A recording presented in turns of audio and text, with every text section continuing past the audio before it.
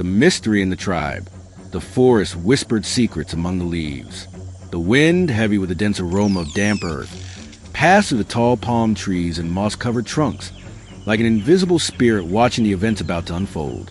The Yanomami people lived in harmony with the jungle, following the teachings of their ancestors, respecting the cycles of nature and the spirits that inhabited it.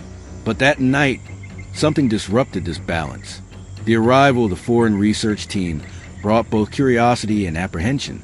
Led by anthropologist Dr. Emily Carter, a group of 4 scientists entered the forest after weeks of negotiations with indigenous leaders and environmental organizations.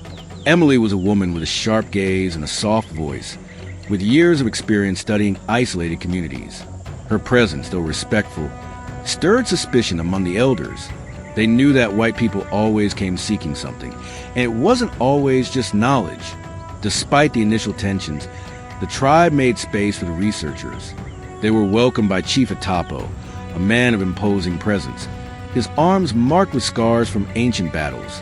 The shaman, Arana, regarded as the bridge between the spiritual and physical worlds, observed everything in silence, his piercing eyes tracking every movement of the visitors. Among the tribe's warriors, one stood out, Tukari, strong, with an upright posture and an intense gaze. He was a skilled hunter, respected by all. His name was synonymous with courage, and his presence brought a sense of security to those who lived there. But his greatest treasure was not his strength. It was his love for Jackie, his fiancée, a young woman with bronze skin, eyes as piercing as a jaguar's, and a heart ablaze with passion. On the 3rd night of the foreigner's stay, a terrible event shook the tribe. Tukari's body was found on the riverbank, his chest marked with strange purple stains. His eyes, once filled with bravery, now stared blankly into the starry night. Jackie's scream sliced through the jungle like a sharp blade.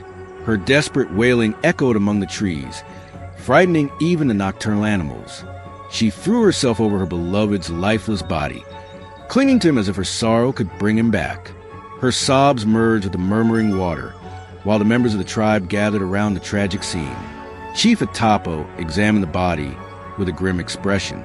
"This was not the work of the spirits," he murmured, his voice heavy with concern. "Someone took Tukari's life." Arana, the shaman, slowly approached, kneeling beside the fallen warrior.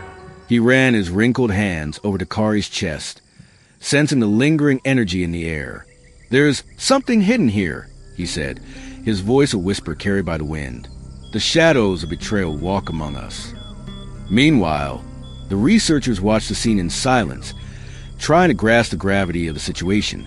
Emily felt a chill run down her spine. Something told her this was no ordinary death in the jungle. Jackie, her eyes red from crying, lifted her tear-streaked face and murmured, her voice thick with pain and fury, "Tukari did not leave alone. He was taken, and I will find out who did this." The heavy silence that followed was broken only by the crackling fire burning at the center of the village. The forest, once alive and welcoming, now seemed to hold its breath, waiting for the unfolding of this tragedy. The beginning of the investigation. Tukari's body was prepared for his funeral according to the tribe's sacred rites, but the village was restless. Chief Atapo, an experienced and respected leader, knew that the death of a warrior like Tukari could not simply be attributed to chance. Something was wrong. He gathered the elders and the shaman, Arana, to discuss the situation. "The river was never treacherous to Tukari," said Arana, furrowing his brows marked by time. "If he died there, it was not an accident." With the chief's approval, an internal investigation began. Some warriors were assigned to patrol the forest and search for clues. Meanwhile, Arana examined Tukari's body more closely, looking for signs that might indicate the cause of death. It was then that he noticed something unusual. Tukari's lips and nails were slightly bluish. Arana knew that sign well. It was poisoning, but not just any poison. It was a rare substance, used only in war rituals to incapacitate enemies before a fight. Who within the village would have access to something so dangerous? The suspicion quickly grew. Eyes turned to the tribe's own members. Could one of the warriors have betrayed Tukari? Or was there something even bigger behind this? Meanwhile, the foreign researchers, led by Dr. Emily Carter, were observing the events with great interest. Initially, they were there only to document Yanomami culture, but Tukari's mysterious death made them shift their focus. Dr. Carter and her team began taking notes. The villagers' behavior, the suspicions, the clues they found. They wanted to understand what had happened, but their presence was not welcomed by everyone. Arana, for example, was becoming increasingly suspicious that there was something strange about the arrival of the researchers. Was it just a coincidence that Tukari died while outsiders were in the village? Was their presence a blessing or a curse? Then, something unexpected happened. Helicopters broke the silence of forest, landing near the village. Armed men quickly descended, dressed in dark uniforms. They wore badges. It was the FBI. Chief Atapo approached with an imposing posture, while the villagers gathered around, watching the agents with distrust as they now set foot on their land. "We are the FBI," said one of the agents, a tall man with a serious expression.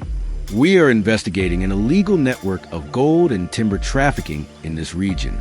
Our work has led us here, and we believe Tukari may have discovered something dangerous." The news hit the village like a storm. If Tukari knew something, could that be the reason for his death? Was he another victim of external interests threatening the forest and its people? Jackie, Tukari's fiancée, who was already inconsolable, felt a chill run down her spine. Her love had been killed, and now she was discovering that it could be part of something much bigger. But who exactly was behind this? Could it be a member of the tribe? Were the outsiders involved? Or was it someone they hadn't even imagined? The truth, still hidden in the darkness of the forest, waited to be uncovered. The discovery of betrayal. Night fell over the Yanomami village like a cloak of silent shadows.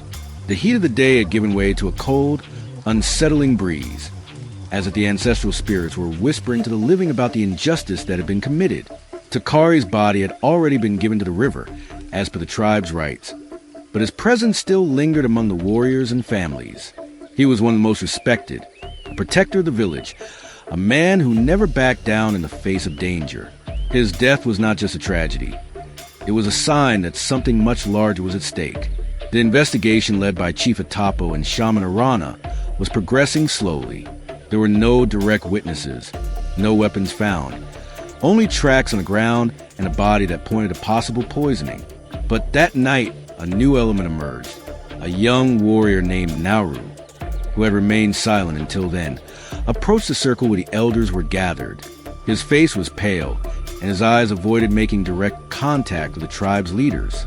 He hesitated for a moment, as if fighting an internal battle, then spoke. Tukari knew too much. Silence spread like wildfire through the dry forest. The shaman tilted his head slightly, analyzing the young man with sharp eyes.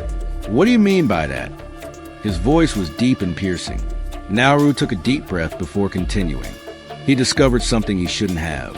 He overheard conversations, saw the exchange happening: gold, timber, weapons. The miners came here, and some of our own accepted to trade with them. Tukari wanted to tell the chief everything, but he didn't have the time. He was killed before that. The elders exchanged glances, and a murmur of indignation spread among the warriors who were around. The illegal trade of gold and timber had been a recurring problem in the region, but always came from outsiders, invaders who didn't respect the indigenous lands. The idea that someone from within the tribe could be involved was almost unthinkable, but not impossible. It was then that a name began to emerge from the whispers and suspicious glances. Karai, one of the oldest elders of the village. Karai, the guardian of purity or the traitor of the land. Karai had always been a man of impassioned speeches. He spoke of keeping the Yanomami culture pure, driving away outsiders, and preserving traditions. He had always been against any prolonged contact with white men. But now, eyes turned to him with corrosive doubt. What if all this talk was just a disguise? "It doesn't make sense," said one of the warriors. "Karai has always preached against the whites. He warned us about the dangers they bring." But Nauru's words couldn't be ignored. "Maybe it was just a mask," said Arana, thoughtfully. "Those who shout the loudest against something often hide the fact that they are part of it." The suspicion about Karai began to grow. There were stories of discreet meetings with strangers, small trips that made little sense. He was respected, but he was also an influential and powerful man within the tribe. If Tukari had indeed discovered a network trafficking natural resources, Karai would be someone with the power to silence him. But Karai wasn't the only secret that the investigation would reveal. Jackie's forbidden romance. As the suspicions about Karai intensified, a new rumor began to spread, bringing an even greater shock. Jackie, Tukari's fiancée, was hiding something since the death of her partner. She had remained in mourning, crying and isolating herself, but now the eyes of the tribe saw beyond the tears. There were witnesses, people who, unwittingly, saw what they shouldn't. Jackie wasn't just grieving for Tukari. She was involved with another man, and that man wasn't from the tribe. Dr. Daniel Ruiz, one of the researchers accompanying Dr. Emily Carter's team, was a Spanish biologist fascinated by the fauna and flora of the Amazon. He studied the behavior of the region's animals, collected samples, and spent long periods observing the jungle. But apparently, it wasn't just nature that sparked his interest. The meetings between Jackie and Daniel took place at night, near the river, where the forest was dense and curious eyes had difficulty seeing. What began as a shy exchange of words soon became something more intense. Daniel listened to her, admired her strength, her connection to the forest, her way of seeing the world. And Jackie, in turn, saw something in him that she had never found in Tukari, the promise of a different future. But now, with Tukari dead, the relationship between the two had turned into a cause for suspicion. She betrayed him, the warriors murmured. What if Tukari found out, and that's why he was killed? The suspicion spread like poison. Was it possible that the forbidden love between Jackie and Daniel was linked to Tukari's death? Arana, the shaman, observed everything in silence. He saw the hatred growing in the tribe, saw the pain transforming into blind rage. But deep down, he felt that the truth was still hidden. Nothing was that simple. Jackie and Daniel might have been reckless, but that didn't explain the presence of the miners. And even if Jackie had betrayed Tukari, that didn't mean she was responsible for his death. There were still many unanswered questions. The true killer was still in the shadows. And when the truth finally came to light, the village would never be the same again. The turning point, a new death and the true culprit. Tension hung over the village like a storm about to break. Every exchanged glance was filled with distrust. Every word spoken was a loose thread in a plot that still made no sense. The investigation had already revealed betrayal, secrets, and forbidden romance. But the truth still seemed as slippery as the river mud.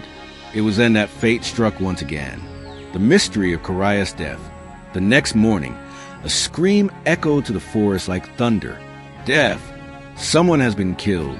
The warriors ran toward the source of sound. There, fallen among the twisted roots of a giant samama tree, lay the lifeless body of Karai, the elder who had become the main suspect in Tukari's murder.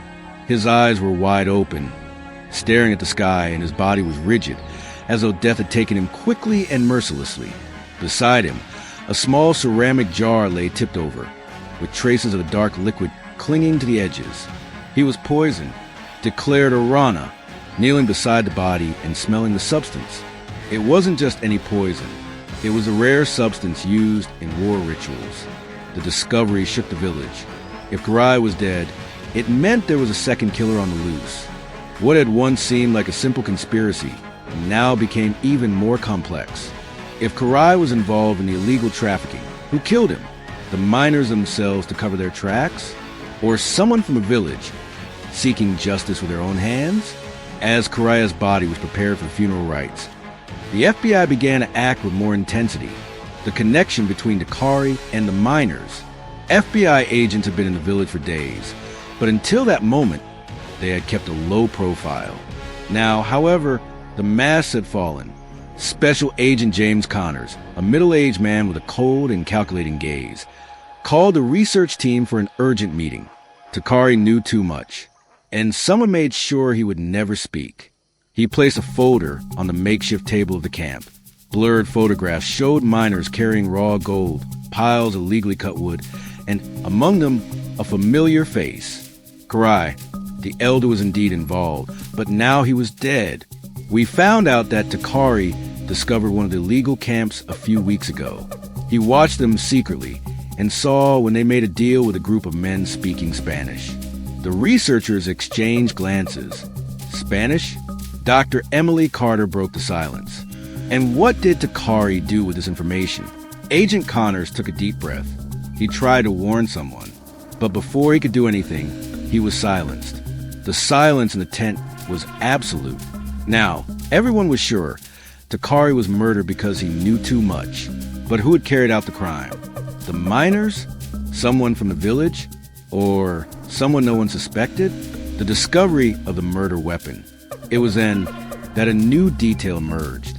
The FBI searched through belongings of all the foreigners. It was a security protocol. The agents justified. They wanted to eliminate suspicions. That's when, among the clothes and equipment of Dr. Daniel Ruiz, something was found. A small vial with traces of the same poison that killed Tukari. The shock was instantaneous. The researchers stepped away from Daniel as if he carried death itself with him. Jackie, who was nearby, turned pale, her eyes wide with horror. "No, this can't be true," she whispered, her voice trembling. Dr. Ruiz tried to speak, tried to defend himself, but no one wanted to listen. He looked at Jackie, but now her eyes were full of terror. "Tell me it's not true," she begged, but he didn't say anything. Dr. Ruiz's confession. Surrounded by FBI agents and the furious stares of the village's warriors, Daniel finally gave in. "I did it." His voice was low, almost a whisper. The silence in the village became suffocating. "I poisoned Tukari." The shock was devastating. It wasn't the miners. It wasn't Karai. It wasn't a foreigner seeking riches. It was a man consumed by desire and jealousy. Daniel took a deep breath, looking at Jackie with eyes full of pain. "I loved you. I wanted to be with you. But as long as Tukari was alive, you would never look at me the way you looked at him." The truth was simple and cruel. It wasn't an elaborate conspiracy. It wasn't a crime driven by gold or land. It was a crime driven by love. But Daniel's love was sick. Obsessed with Jackie, he eliminated the one he considered his rival. The village erupted in fury. Jackie fell to her knees, sobbing. Her heart was shattered. She would never have chosen Daniel. She would never trade Tukari for a man who would kill out of selfishness. Agent Connors ordered Daniel's arrest. He would be taken to answer for his crime. But in everyone's mind, one question lingered. If Daniel Ruiz killed Tukari out of love, who killed Karai? The true web of lies was still not completely unraveled, and the village still held more secrets. Justice and consequences. Night fell over the Anomami village, but it brought no relief. The weight of the truth still hung over everyone like a persistent shadow that refused to disappear. The fire in the center of the village burned high, but its heat did not reach the hearts of those present. Dr. Ruiz's fate. Dr. Daniel Ruiz sat on the ground, his hands bound with twisted fibers, his wrists red from the tightness. His gaze was fixed on the fire, but his mind wandered to distant places. Agent Connor stood beside him, arms crossed, observing him with no trace of pity. He had dealt with murders before, but something about this case made him uneasy. Ruiz was no ordinary criminal. He didn't kill for greed, didn't kill for power. He killed for love, or what he thought was love. The other researchers kept their distance, avoiding eye contact with their former colleague. They knew justice would be served, but it didn't ease the feeling of betrayal. One of them, Dr. Emily Carter, finally approached. "You destroyed lives, Daniel," she said quietly, her voice void of anger, just disappointment. Ruiz slowly raised his eyes to meet hers. "I loved her." Emily shook her head. "That was never love." Ruiz sighed, closing his eyes. He knew he could never redeem himself. The next morning, he was escorted by FBI agents to a helicopter waiting in a distant clearing. He did not look back as he was taken, but the village remained in his thoughts, like a scar that would never fade. The FBI took Ruiz, but the secrets of the forest wouldn't go with him. The miners and the other betrayal. With Ruiz's confession, the federal agent's investigation took a new direction. Now, the illegal miners became the next target. In the following days, the FBI used satellite imagery and information collected by Tukari before his death to locate a hidden clandestine camp deep in the jungle. When they finally reached the site, they found devastating evidence. Piles of cut logs, barrels of mercury polluting the rivers, and sacks of raw gold ready for transport. But the most terrifying discovery was hidden in a decaying wooden cabin. On a small table, there was a jar identical to the one found beside Corrèz's body. This could only mean one thing. The miners were also involved in the elder's death. This time, it wasn't jealousy, it wasn't love. It was about settling scores. The criminals knew Tukari had been exposed as a traitor, and with his death, no one would be left to reveal their involvement in the illegal extraction. They killed him before he could try to redeem himself or expose more secrets. With this new revelation, the forest became a silent battleground between civilization and those who wanted to exploit it mercilessly. The FBI organized a large operation, and days later, a series of arrests were made. The miners were taken away in handcuffs, but the destruction they had caused in the forest and the tribe's lives could never be fully repaired. The marks left on the tribe. The village was never the same after those events. The lies and the deaths had poisoned the hearts of many, and the mourning hung heavy in the air. Jackie, once full of life and joy, was unrecognizable. Her gaze was empty, her voice muted. She had lost a man she loved and been betrayed by the man she thought was a friend. On the night when Tukari and Corrèz's bodies were finally given to the spirits of the forest, Jackie withdrew from a village. She walked to the river, where it all began. "I don't want to love anymore," she whispered to the current, as if asking permission from nature to abandon that feeling. The wind blew through the trees, as if the forest mourned with her. In the following days, Jackie distanced herself from the people, refusing to speak or participate in the tribe's celebrations. Over time, she left the village to live alone in a small shelter near a sacred waterfall. She wanted to forget, but the jungle never forgets. Arana's ritual and the call of the spirits. Arana, the wise and respected shaman, knew the village was wounded. The spirits were restless, and balance needed to be restored. On the night of the ritual, all the tribe members gathered around the fire. Arana painted his face with sacred patterns and began chanting ancient songs. The fire danced to the rhythm of his voice, while the smoke rose to meet the ancestors. "Tukari, strong warrior, your soul joins the stars. Protect us from the darkness." The drums played, the warriors chanted prayers. Tukari's spirit would not be forgotten. But as the chants continued, the wind whispered through the leaves of the forest, bringing a warning. Peace had been restored, but only for now. The jungle always has secrets, and it will always reveal them at the right time. The farewell of the researchers and the eternal mystery of the forest. The next morning, the researchers departed. Some carried relief, others carried regret. None of them would leave the forest as they entered. Dr. Emily Carter looked back before heading to the helicopter. She wondered if the tribe was truly at peace or if it was just another illusion created by the jungle. Agent Connors gave one last warning to Chief Etapo. The miners will return. They always return. Etapo nodded. He knew this. The forest belonged to no one, but there would always be those who would try to take it. When the helicopters disappeared over the horizon, the village returned to its routine. But something had changed. The shadows of betrayal, lost love, and revenge would never fully dissipate. And when night fell once again over the forest, the wind whispered the names of the dead. Tukari, Tukari, Jackie, Ruiz. The jungle never forgets. And one day, perhaps, its secrets will be revealed once more.